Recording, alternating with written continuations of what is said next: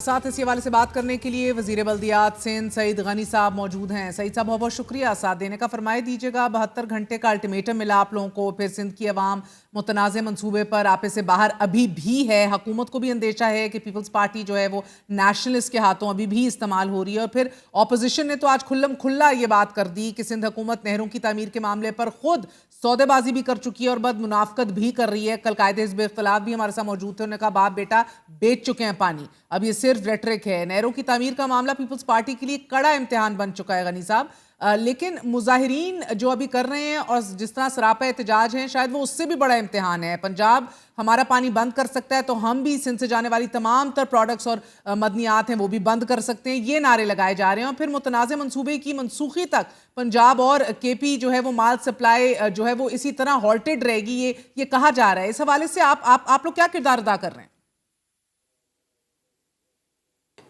देखिए, एक तो अगर आप देखें ना हिस्टोरिकली 18th अमेंडमेंट से पहले सूबों के दरमियान इस किस्म का अदम एतमाद बदकिस्मती से काफ़ी था। 18th अमेंडमेंट के बाद नया NFC अवार्ड आने के बाद वो सारी चीज़ें कम हुई और नेशनलिस्ट जो थे वो काफ़ी कमज़ोर हुए और सूबे काफ़ी हद तक खुद मुख्तार हुए अपने मामलात को देखने के लिए। हम तो ख़ुद बड़े परेशान हैं कि इस किस्म का एक मंसूबा जो एक मरतबा फिर सूबा सिंध और पंजाब को एक दूसरे के सामने लाकर खड़ा कर सकता है और वो अदम एतमाद जो माजी में रहा है पंजाब और सिंध के दरमियान वो दोबारा से पैदा हो सकता है। और यहाँ पर नेशनलिस्ट जो पॉलिटिशियंस हैं उनको दोबारा एक स्पेस दे सकता है, उनको जगह मिल सकती है। इस किस्म का एक मंसूबा लाने की पीछे मुझे कोई समझ नहीं आई बात। लेकिन जो तासुर दिया जा रहा है या लीडर ऑफ द अपोजिशन ने कहा, ज़ाहिर है उनको वही कहना चाहिए, वो कोई तारीफ़ तो हमारी नहीं करेंगे, वो सच तो नहीं बोलेंगे।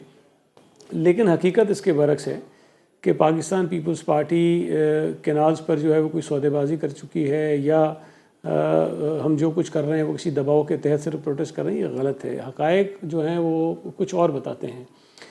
पाकिस्तान पीपल्स पार्टी ने 2021 में भी जब PTI की हुकूमत थी उन्होंने ये ग्रेटर थल कैनाल फ़ेज़ 2 जो इस वक्त इन 6 कैनालों में से एक है उसकी मंजूरी दी थी और उस वक्त भी सिंध असम्बली में पीपल्स पार्टी की वाज़ेह अक्सरियत थी। उस वक्त हमने करारदाद मंजूर की थी और उस कैनाल के ख़िलाफ़ हमने वो करारदाद मंजूर की थी। फिर जब 2022 में ECNEC ने उसकी मंजूरी दी तो हमने ECNEC के ख़िलाफ़ CCI में इसी तरह का मुकदमा बेंच पे जमा कराया जिस तरह इस वक्त हमने चुलिस्तान के ख़िलाफ़ कराया हुआ है। लेकिन चूँकि उस पर मज़ीद कोई काम हुआ नहीं, वो मसला दब गया, तो वो लेकिन हमारी रिकॉर्ड पर CCI में वो शिकायत आज भी मौजूद है। और सर बल्कि अभी मैं जो सारा ये माजरत में आपको इंटरप्ट कर रही हूँ क्योंकि ये सारा सिलसिला अभी मैंने राना सनाउल्लाह साहब के सामने भी पेश किया कि वाकई पीपल्स पार्टी जो है वो ऑन रिकॉर्ड बहुत देर से आई हुई है। ये बात मैटर ऑफ रिकॉर्ड है, आप दुरुस्त फरमा रहे हैं। लेकिन as of right now sir bigger crisis is the protest और ये बात कि जब तक कंस्ट्रक्शन नहीं रुकती, काम नहीं रुकता, तब तक हम ये प्रोटेस्ट कॉल ऑफ नहीं करेंगे। तो ये मिसकम्युनिकेशन है, क्या बात है? क्योंकि राना साहब कह रहे थे कि काम तो हो ही नहीं रहा, अब पंजाब से राब्ता मुनक़ता है। देखिए जी, काम तो नहीं हो रहा। मैं तो इस बात पे मैं बिल्कुल मानता हूँ काम नहीं हो रहा, इसलिए कि देखें काम हो भी नहीं सकता।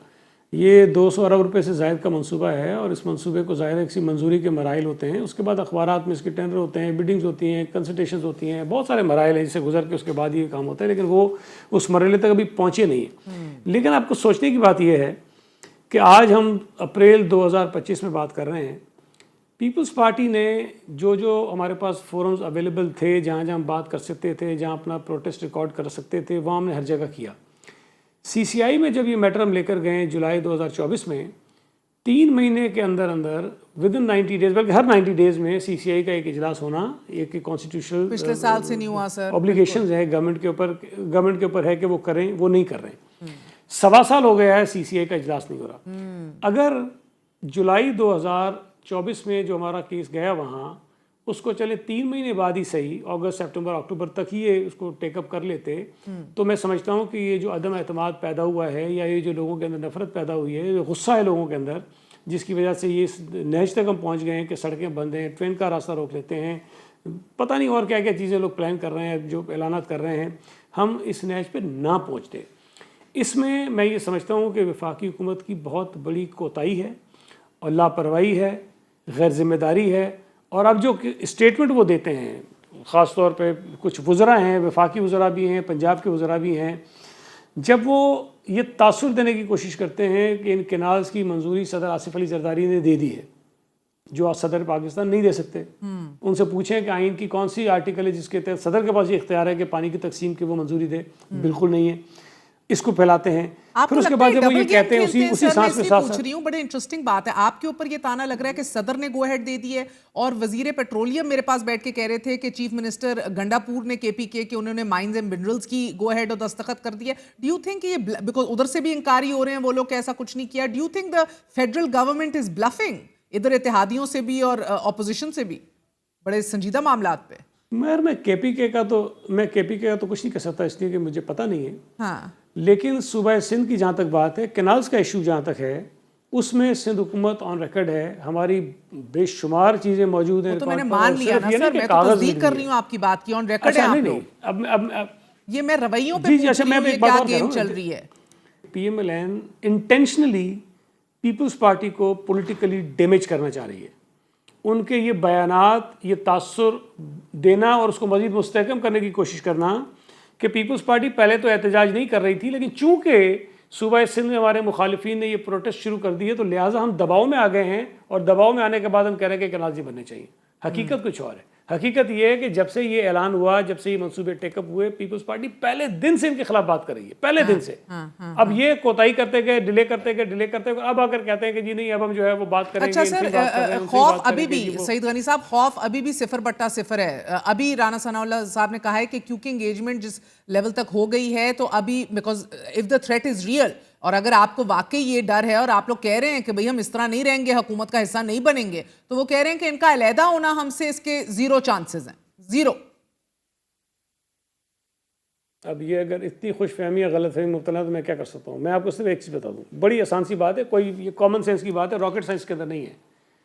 देखिए, पीपल्स पार्टी का हुकूमत में होना एक अलग चीज़ है, लेकिन उससे ज़्यादा ज़रूरी ये है कि जिन लोगों ने हमें मैंडेट दिया है, जिन लोगों के वोटों से हमने सिंध में हुकूमत बनाई है, जिन लोगों के वोटों से हम नेशनल असेंबली में बैठे हुए हैं, उनके मफादात का अगर हम तहफ़्फ़ुज़ नहीं कर सकते हैं, तो ना हमें नेशनल असेंबली में बैठने का हक है और ना ही हमें सूबाई असेंबली में बैठ के हुकूमत करने का हक है। सो जो राना साहब कह रहे हैं कि आपके 0 चांसेस हैं हुकूमत छोड़ने के, वो गलत फहमी है या खुश फहमी है? पहले तो ये मुझे समझा दें।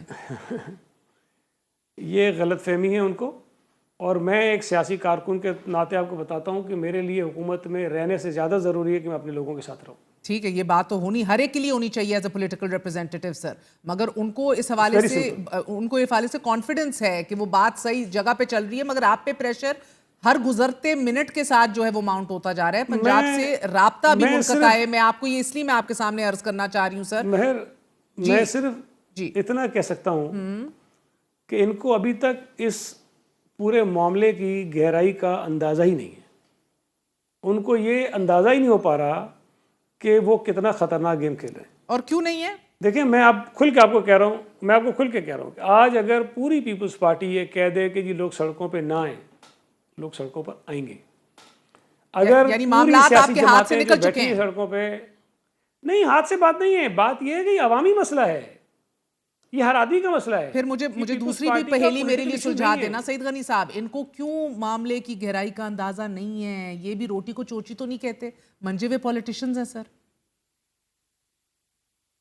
नहीं, अगर शायद इस मामले को समझ रहे होते हैं ना, इसकी नोयत को, इसकी अहमियत को, इसकी हसासियत को, तो शायद ये जुलाई से लेकर अप्रैल तक इंतजार न करते, जब चीफ मिनिस्टर सिंध बार बार इनसे कह रहा है कि सीसीआई का इजलास बुलाओ, सीसीआई का इजलास बुलाओ। अच्छा, ये भी राना साहब ने कहा सीसीआई का इजलास बुला के क्या कर लेंगे? वो कहते हैं कि ये आपको लगता है उधर अगर वोटिंग इस मंसूबे के हक में हो गई तो वो कहते हैं ये तो हल ही नहीं है ना, वो कहते हैं ये हल ही नहीं है। नहीं, देखें, बात ये है कि करें ना, फिर क्यों नहीं करते हैं? हमारे पास तो और रास्ते हैं ना, मैं इसलिए तो कह रहा हूं करें। क्या रास्ते हैं आपके करें? पास? वोट आउट हमें वहां से जो रास्ता आप कह रहे हैं वो कहते हैं वो तो करना ही नहीं है आपने।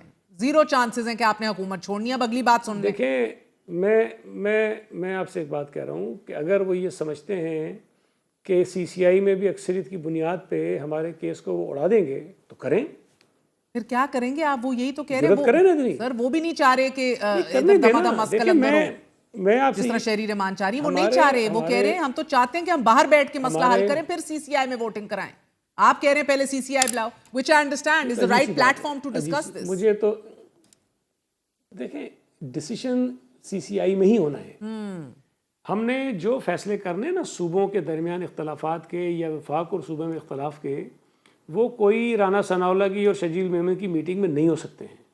उसका कॉन्स्टिट्यूशनल मैकेनिज्म ये है कि वो CCI की मीटिंग होगी, वो तय करेगी कि इसका हल क्या है, वो तय करेंगे। ये 10 दफ़ा बाहर बैठ जाए, बुलाना फिर CCI की मीटिंग में उनको है, उनको वहीं बैठ के तय करना। अब मुझे सर जो अगर आप कोई अंडरस्टैंड नहीं कर रहा तो मैं इस पे क्या कह सकता हूँ। ठीक है, मगर सईद गनी साहब, अब जो मसला एट हैंड है, जिधर रास्ते मुनक़ता हैं, एहतजाज हैं सड़कों पे, कराची बार काउंसिल के रहनुमा ने अपनी कॉन्फ्रेंस में पहले आपको 72 घंटे का अल्टीमेटम दे दिया, उस हवाले से कोई आपने रिव्यू किया है वो अल्टीमेटम, या अभी हम लोग उसके ऊपर 48 आवर्स पे आ चुके हैं, ये भी बता दीजिएगा। बिकॉज हाँ,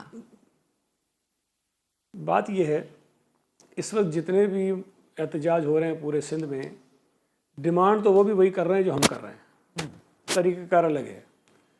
वो सड़क बंद करके बैठ गए हैं, हम जलसा कर लेते हैं, हम मुजाहरा कर लेते हैं, हम फेडरल गवर्नमेंट के मुख्तलिफ फोरम से उस पर जाके प्रोटेस्ट कर लेते हैं, अपना पॉइंट ऑफ रेज कर रहे हैं। फ़र्क है ज़रा, हुकूमत में हम तो ये काम नहीं करेंगे सड़क बंद कर लोगों को तकलीफ में डालें, लेकिन डिमांड्स उनकी भी एक है, हमारी भी एक है। उनकी प्रोटेस्ट को हम सपोर्ट करते हैं, लेकिन एतराज़ हमें सिर्फ इतना है कि जिस अंदाज में वो प्रोटेस्ट कर रहे हैं, इससे सूबा सिंध में रहने वाले उन लोगों को तकलीफ हो रही है जो कैनाल्स के मुतासरीन में शामिल हैं।